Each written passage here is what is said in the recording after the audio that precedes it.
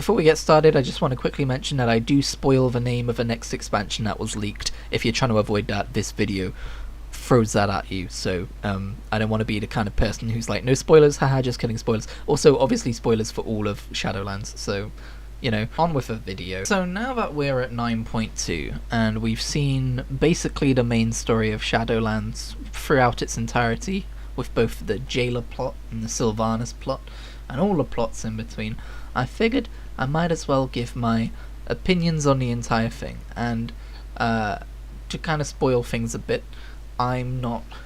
I hesitate to say your typical World of Warcraft player, because I actually think there's different groups of World of Warcraft players, but when it comes to making content, at least, I feel like content creators all kind of talk about generally the same ideas. So just to give you some kind of overview, I'm not a huge, like, theory crafter, like, high-end raider style player. I'm much more someone who's in it for the world and the story and just being in the universe, as well as collecting a whole bunch of mounts and transmogs and stuff like that. Those are my favourite things to do in this game.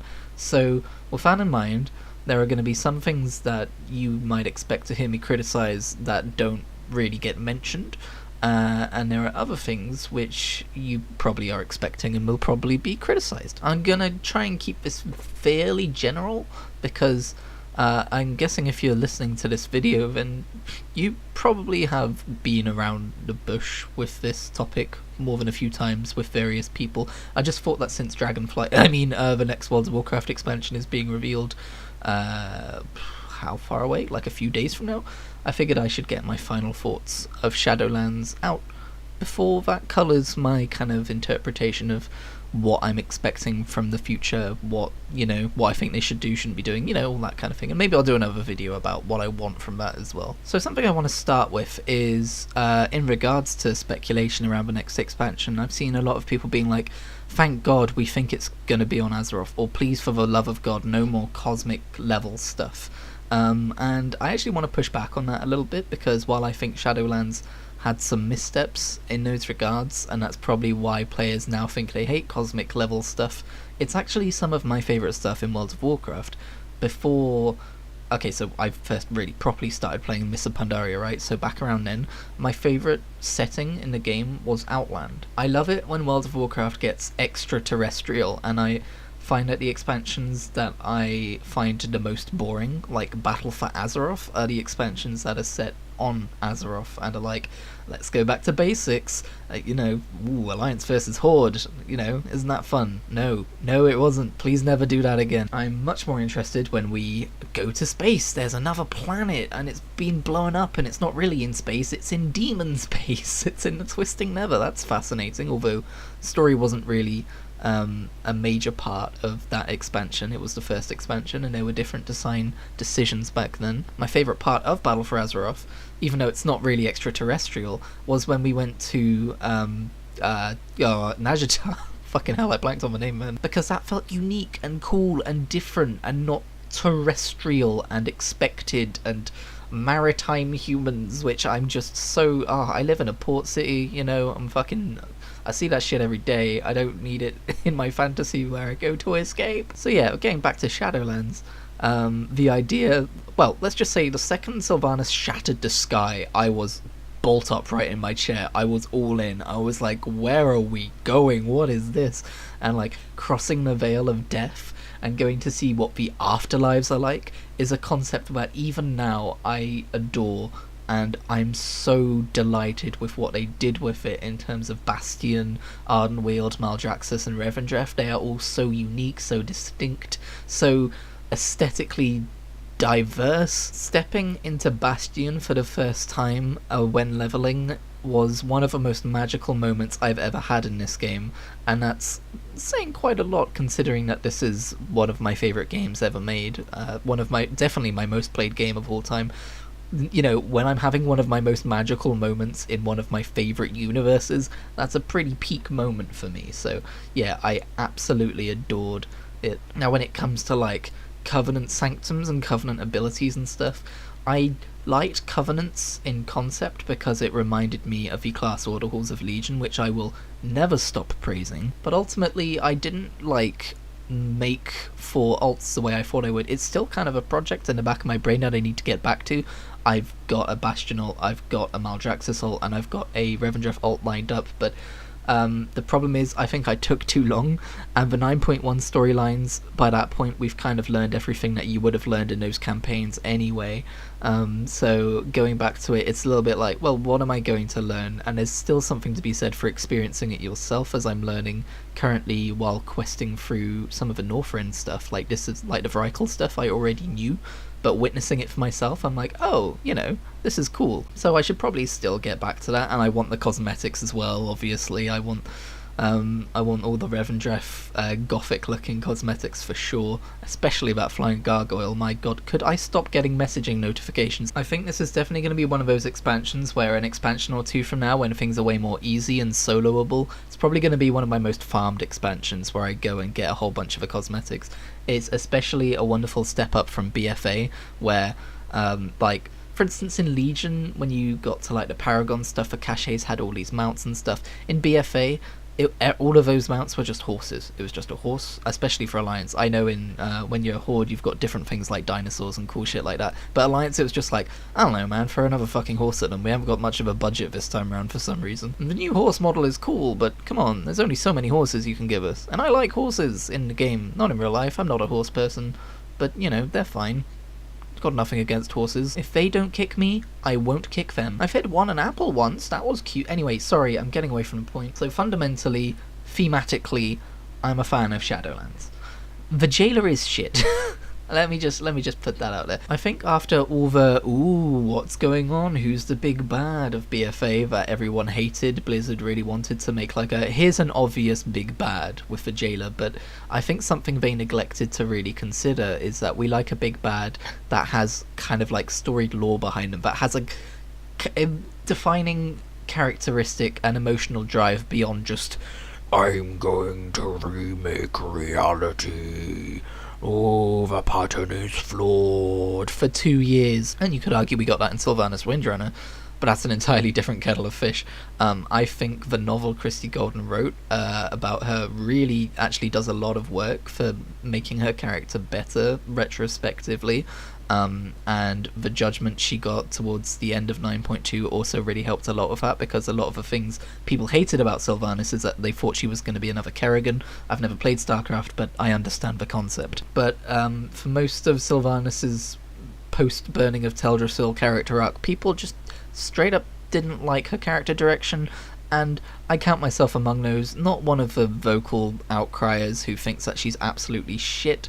I'm not really that passionate about the writing of anything, really. I've really chilled. I think the most passionate I've been about not liking the writing of anything was Peter Capaldi's era of Doctor Who, and I really settled down after that. Looking back on it, it was nowhere near as bad as I made it out to be. It turns out that while a lot of us can't make this choice, just kind of sitting back and enjoying the ride for what it is can really, like, while it's important to give feedback, doing that personally can really make a story go down more easily, especially if you know that you're kind of like sticking with that universe for the highs and the lows. Is this what people call copium? But yeah, the villains in this expansion, they weren't great. As for the Covenants gameplay wise, because I'm jumping back to the Covenants because I didn't plan this video ahead of time, this is all very stream of consciousness, I haven't messed with most of the Covenant abilities, because as I said, I'm really not a theory crafter, I'm not a min-maxer, I'm not a raider, you know, like, I like the combat, it's fine, but it's not amazing, it never has been in World of Warcraft. I used to think that was just because it was tab targeting, but actually, having played Final Fantasy XIV recently now, I just believe it's not as good as it could be, because the tab targeting combat in Final Fantasy is above and beyond. But not to draw too many comparisons, I'm not going to be doing that this video. I haven't played Final Fantasy in a while, so it's not really readily in my mind. That being said, Convoke the Spirits on Druid, Ardenweald Druid, is, it's tasty, phenomenal. I hope they keep it as a talent, I doubt they will, but if they could just like choose 3 of the 4 favourite Covenant abilities for each spec and make it a new talent row for the next expansion, I think that would be the way to go with that stuff, moving it forwards. Similarly to how they kept a lot of the Legion weapon abilities. Like, Full Moon was a Scythe of Elune ability, remember that? That's just kind of Druid core rotation now. Or is that a talent? I don't remember. So yeah, I really enjoyed like having a laser chicken go brr button. Like, just pressing it and watching Convoke the Spirits just delete enemies. Oof, loved that, especially when combined, obviously, with the enhanced Moonkin form. Is that what it's called? I feel like it's called something different. I feel like I should know what that's called. But a nitpick I have is with the open world design of this game. I think it's become... I don't know, it feels like there's a philosophy behind it where they're like, we need to make it annoying for players so that unlocking flying can feel more satisfying. Like, that's definitely tinfoil hat, but that's how it feels running around Ardenweald specifically. For instance, there is an entire area of Ardenweald that you need to go to do a whole bunch of world quests, and you cannot get there without running through an area full of elite mobs that you cannot solo at lower item levels within that expansion. And, well, you can, but it takes a whole lot of time and you gotta do them one at a time. So most people just sprint through there and try not to get, like, dazed and killed on the way. And it's just...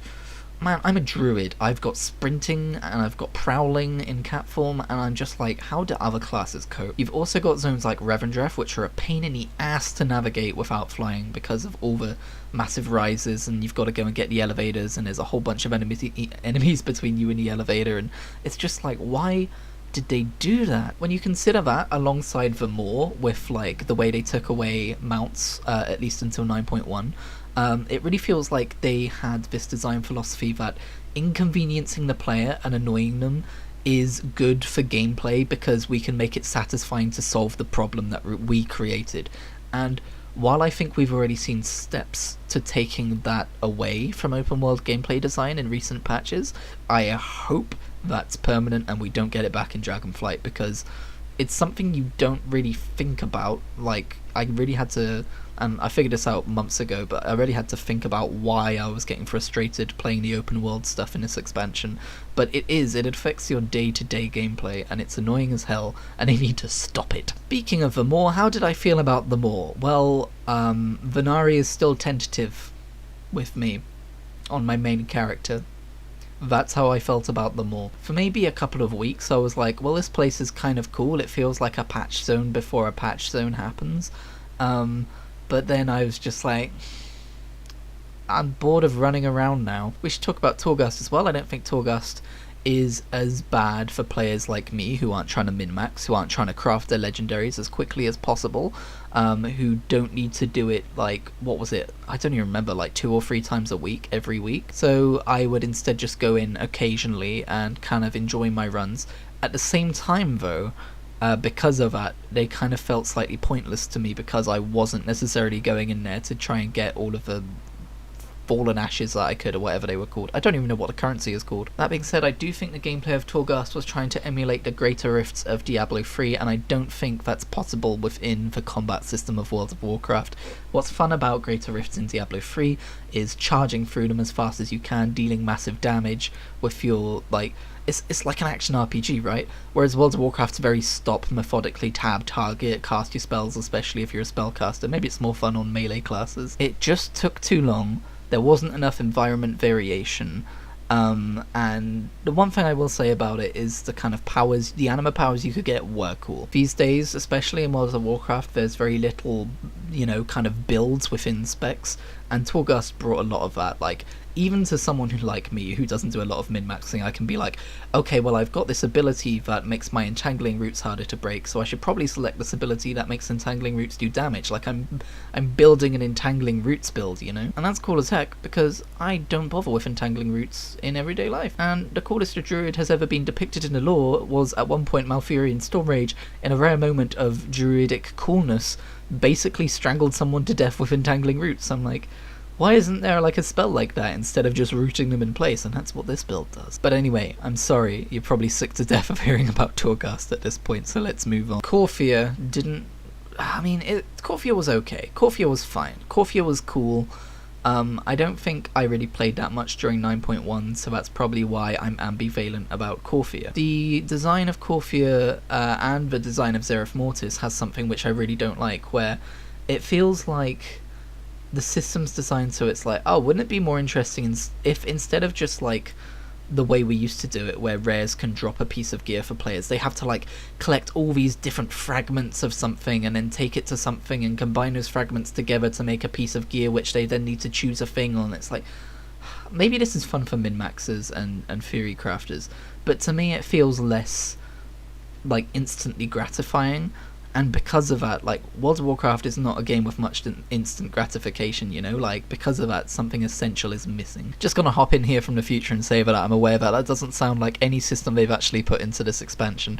I made the wrong choice using gear as an example here, but I clarify later on. And by the way, I don't have a whole lot of bag space these days. I've been playing the same character for 80 days, by the way, last I checked, so I've got a lot of history on this guy, and not a lot of bag space. Please don't make a patch. I mean, Corfia was the worst for this, with the freaking research stuff. Like, they would give you like 10 different items that all did the same thing. Just give me one item with all of the research on it, please. Jesus Christ. I don't know what the decision was there. Like, they were like, oh, it's more rewarding to hand in lots of small things building up a currency instead of just one big thing which builds up the currency. I don't care. Do away with that, please. That annoyed the hell out of me. It feels like a lot of patch content zones are more Mechagon than they are Nazjatar, and that greatly saddens me, because I remember with BFA, they outright said they were kind of experimenting with Mechagon, and I'm one of those players who very much preferred Nazjatar, which was more like the classic way of doing things, more Timeless Isle, more Argus, more Tanan Jungle, and I've always enjoyed patch content like that, and so far Corfia and Zereth Mortis have felt very much more like Mechagon, and mostly because of the Mechanome theming, to be fair, but just like in terms of gameplay design as well, with all of these tiny little scraps of items where it's like, oh, you've got this little key which you need to open this random treasure chest somewhere in the world, which will give you these 2 cogs which you can slot into these things to give you 5% extra, like, versatility. I'm like, I don't care, that doesn't feel rewarding to me, and I hate that this is a design that patch zones have taken lately. But someone who's more acquainted with the item drop systems of patch content may be quick to jump in and tell me that I'm an idiot and there's plenty of instant gratification. I don't know. I honestly don't spend a huge amount of time interacting with patch content zones these days because of these reasons that I've just laid out. Like, I'll do the story, but at the minute, my reputation in Zereth Mortis...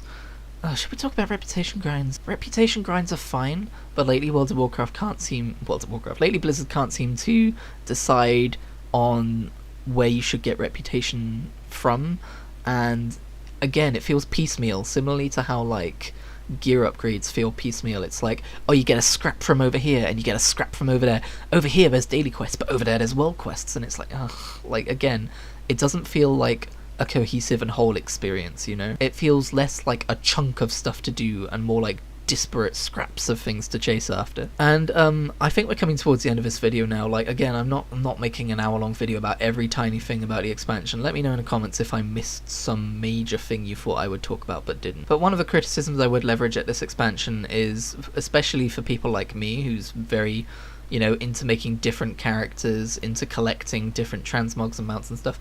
The transmogs and mounts are fine, they're fine.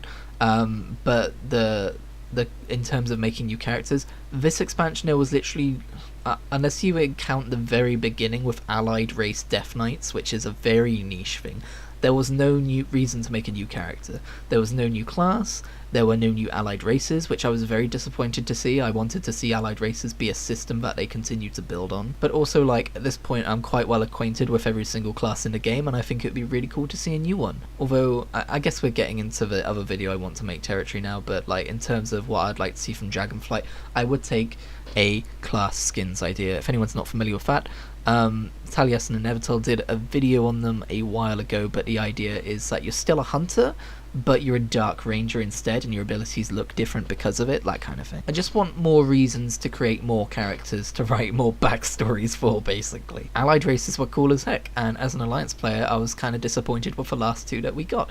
Not a huge Gnomes fan, not a huge Wide Boy fan. As I've already said, maritime themes, not my jam. I've made characters for both, but I haven't played a whole lot of either of them. I know I didn't touch a huge amount on story in this video, but I kind of did talk about Vegeta and Sylvanas, and that's really all the story there is. Like, the kind of story of the anima drought and replenishing the covenants and all that, like, all the 9.0 stuff was fine. It was fine. I was fascinated to learn about the workings of the afterlives and the different zones and how they operate, but when it comes to straight up feeling attached to the storyline, I think World of Warcraft could learn a lot from Final Fantasy XIV. And to be honest, I'm not sure how they could do it. It feels like the character either needs to not be as big of a deal as they are, or actually be like a big deal with like cutscenes where they're talking to other characters, and instead of just being referred to as the Moorwalker every so often, you are like really a main player in this story. At the minute, it feels like a weird middle ground, and it's not satisfying either way. But okay, that's it. That's me. That's my retrospective on Shadowlands. That's how I feel about it. I know there's a 9.2.5 coming out at some point, and there's going to be some story tidbits in there. I know there's some stuff happening in Silvermoon, but you know, so you could argue that this isn't like a complete look at the expansion, but that honestly feels like it's going to be stuff that's setting up the next expansion anyway, or just random side stuff, or who knows. But I wanted to get this out of the way before the next expansion was announced. Thank you very much for listening. Let me know what you thought about the expansion if you like, down in the comments. I will reply to you. There you go, there's a promise. I'll reply to you. I'm hoping this doesn't become my first video to hit thousands and thousands and thousands of views now.